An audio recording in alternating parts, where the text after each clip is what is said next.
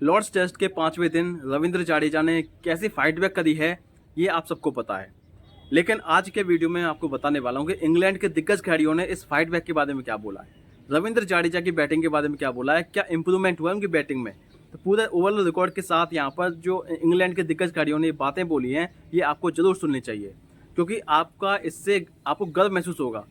क्योंकि इंडिया कम से कम हार ही भले सही, टीम इंडिया को हार मिल गई, लेकिन लड़के हारी है टीम इंडिया, वो भी रविंद्र जाडेजा की वजह से। तो जाडेजा के बारे में इंग्लैंड के दिग्गज खिलाड़ियों ने क्या बोला, ये सब मैं आज के वीडियो में बताने वाला हूँ। सबसे पहले बात कर लेते हैं नासिर हुसैन की। नासिर हुसैन ने बोला है कि देखिए, जडेजा, बुमराह, सिराज, इन तीनों ने काफ़ी अच्छी फाइट बैक दिखाई है टीम इंडिया को, और मुझे पूरा उम्मीद थी कि शायद टीम इंडिया जो है लड़ेगी इस मैच में। और जिस तरीके जडेजा ने बल्लेबाजी की है, इतना पेशेंस रखना मुश्किल होता है, खासकर ऐसे मैदान पर जहाँ रन बनाना आसान नहीं होता। टारगेट काफ़ी छोटा था टीम इंडिया के सामने, लेकिन फिर भी यहाँ पर जिस तरीके दूर रह गए थे स्कोर से, ऐसा लग रहा था कि यहाँ तक नहीं पहुँचेगी टीम इंडिया। लेकिन जडेजा को अपने ऊपर भरोसा था कि मैं ये कर सकता हूँ, और उन्होंने करके भी दिखा दिया था ऑलमोस्ट। वो तो अगर साथ मिलता किसी बल्लेबाज का तो ये शायद मेरेकल हो जाता, ये मेरेकल जीत मिल जाती टीम इंडिया को।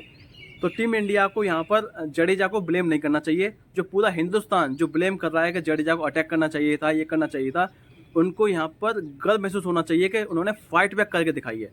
उन्होंने कुछ यहाँ पर अपने लिए कुछ छोड़ा है उन्होंने। तो शानदार बल्लेबाजी जडेजा द्वारा, और दिखाया है कि देखिए दुनिया का सर्वश्रेष्ठ ऑलराउंडर क्यों है रविंद्र जाडेजा, क्योंकि प्रेशर वाली सिचुएशन में वो अच्छे से खेलता है। तो ये बोला नासिर हुसैन ने। उसके बाद माइकल वॉन ने क्या बोला है, माइकल वॉन ने बोला है कि रविंद्र जाडेजा की फाइट बैक अगर ना होती तो ये टीम इंडिया 100 रन से हारती। क्योंकि अगर ये आप सोचिए, जडेजा के 61 रन की वैल्यू कोई समझ नहीं रहा है, लेकिन आपको ये याद रखना होगा कि इस वाले ग्राउंड पर बल्लेबाजी करना आसान नहीं था। आप चाहे कुछ भी कहिए, चाहे आप ये कहिए कि सीम नहीं होती, बॉल स्विंग बॉल नहीं होती थी, लेकिन फिर भी जडेजा अटैक नहीं कर रहे थे।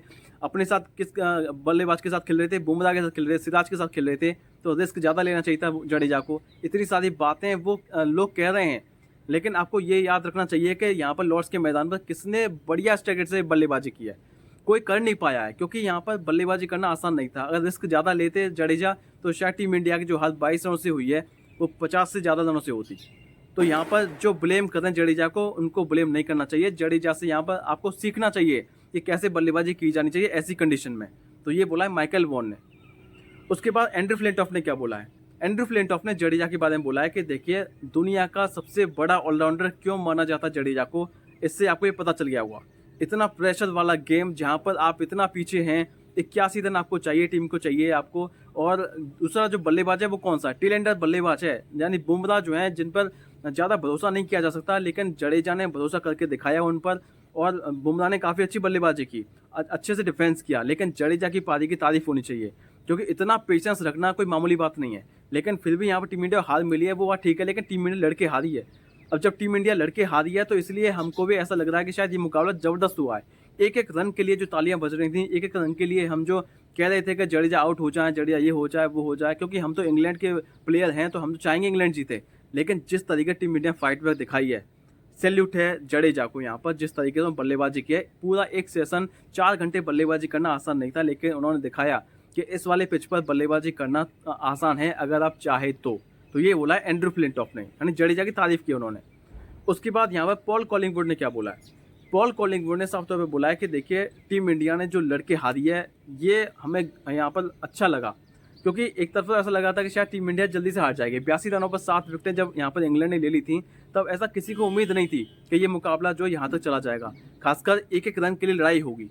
लेकिन जिस तरीके से जडेजा बुमराह ने पार्टनरशिप लगाई, जिस तरीके जडेजा और सिराज ने बल्लेबाजी की, ये सिखाता है कि देखिए, जब आप प्रेशर में हो तो कैसे बल्लेबाजी की जाती है। एक्सपीरियंस बल्लेबाज सबसे ज़्यादा कौन थे, रविंद्र जाडेजा था, जो 80 से ज़्यादा टेस्ट मैच खेल चुके टीम इंडिया के लिए, और उन्होंने अपना सिर जो ऊंचा कर दिया जब उनको सबसे ज़्यादा जरूरत है टीम इंडिया को। तो इससे बड़ी बात क्या हो सकती है आपके लिए। 181 गेंदों में 61 रन की पारी खेलना कोई मामूली बात नहीं है, लेकिन उस बल्लेबाज ने दिखाया कि इस वाले पिच पर ऐसे बल्लेबाजी की जाती तो शायद आज इंडिया 2-1 से आगे होता इस सीरीज़ में। तो ये बोला पॉल कॉलिंगवुड ने। उसके बाद स्टुअर्ट ब्रॉड ने क्या बोला है, स्टुअर्ट ब्रॉड ने साफ तौर पर बोला है कि देखिए, टीम इंडिया को बधाई हो, जिस तरीके से यहाँ मुकाबला इतना खींच लिया उन्होंने। क्योंकि हालांकि इंग्लैंड को मैं बधाई देना जरूर चाहूँगा, लेकिन यहाँ पर उससे पहले मैं इंडिया के बारे में, जडेजा के बारे में थोड़ा बोलना चाहता हूँ कि जडेजा जो प्लेयर है ना, ये हमेशा दिखाता है कि जब प्रेशर में टीम इंडिया होती है तो वहाँ पर जरूर यहाँ हीरो बन के आता है और ऐसा बन के आता है कि शायद ऑलमोस्ट जिता देता है, लेकिन लास्ट में हार जाती है टीम इंडिया, लेकिन फाइट बैक अच्छी दिखाता है। और फाइट बैक की वजह से टीम इंडिया को 22 रनों से हार मिली है, जो कि यहाँ पर जो हार है वो काफ़ी बड़ी हो सकती थी। लेकिन जडेजा ने दिखाया कि ऐसे पिच पर बल्लेबाजी ऐसे की जा सकती है। अगर मेरा कोई साथ देता, कोई बल्लेबाज राहुल चढ़ जाते या फिर पंत चल जाते थोड़ी देर, तो शायद ये काम जडेजा के लिए आसान हो जाता। लेकिन क्योंकि यहाँ पर इस वाले मैच के बारे में, जडेजा की बैटिंग के बारे में ज़्यादा बातें नहीं हो रही हैं, क्योंकि यहाँ टीम इंडिया को हार मिली है। लेकिन इस हार के चर्चे होने चाहिए, क्योंकि टीम इंडिया ने काफ़ी अच्छा खेल दिखाया है। खासकर जडेजा ने जो बल्लेबाजी की है, बुमराह ने, सिराज ने अपनी जी जान लगा दी है इस मैच को जिताने में। वो बात अलग है कि आप जीते नहीं, लेकिन आपने फाइट बैक दिखाया, ये सबसे बड़ी बात है, सबसे बड़ी हिम्मत वाली बात है, क्योंकि आप काफ़ी पीछे थे मुकाबले में। 112 पे 8 विकेट आपकी हो जाती हैं, आपको 81 रन चाहिए मुकाबला जीतने के लिए। वहाँ से आप जो है 112 से लेकर 170 तक पहुँच जाते हैं। इससे बड़ी बात आपकी टीम के लिए क्या हो सकती है? तो ये बोला है स्टुअर्ट ब्रॉड ने। उसके बाद जिमी एंडरसन ने क्या बोला है? जिमी एंडरसन ने साफ तौर बोला है कि जडेजा को सैल्यूट है, जिस तरह के वो लड़ाई लड़े हैं। वो अकेला बंदा जो है खड़ा हुआ है, लगातार 4 घंटे से बैटिंग कर रहा है, धुआंधार यहाँ पर इस तरीके से बल्लेबाजी करने की कोशिश कर रहा है कि यहाँ पर आराम से खेले, आराम से खेले, कितना पेशेंस दिखाना चाहिए, वो सब यहाँ पर झोंक दिया उन्होंने। काफ़ी अच्छी बल्लेबाजी की, रणनीति साफ थी उनकी। चौथी गेंद पर सिंगल लेना है, लास्ट की 2 गेंदें बुमराह और सिराज को खिलानी है। और ये जब बुमराह डिफेंड कर रही थी तो ऐसा लग भी रहा था कि शायद उनको विश्वास हो गया है कि बुमराह संभाल लेगा, और वो हर बार बल्लेबाजी पूछने के लिए जा रहे थे बुमराह के पास में कि यहाँ पर क्या तू पूरा ओवर संभाल लेगा, अगर मैं रन बनाने की कोशिश करूँ तो साफ तौर पर ये बोला है उसने।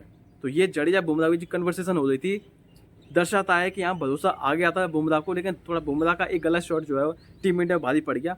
लेकिन टीम इंडिया खूब लड़ी है इस वाले मुकाबले में, मज़ा आ गया देख के, क्योंकि ऐसा मुकाबला देखने की हम उम्मीद कर रहे थे। टेस्ट क्रिकेट क्यों बेस्ट है, इसका उदाहरण है ये सबसे बड़ा मैच।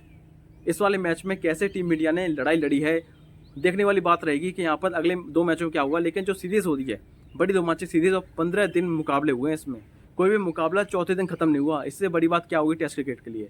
5 दिन रोमांच मुकाबले हुए हैं, और ये दर्शाता है कि टीम इंडिया जो है एक मजबूत टीम है। भले युवा टीम है उनकी, लेकिन फिर भी युवा टीम जो है काफ़ी लड़ रही है। ये बोला जिमी एंडरसन ने।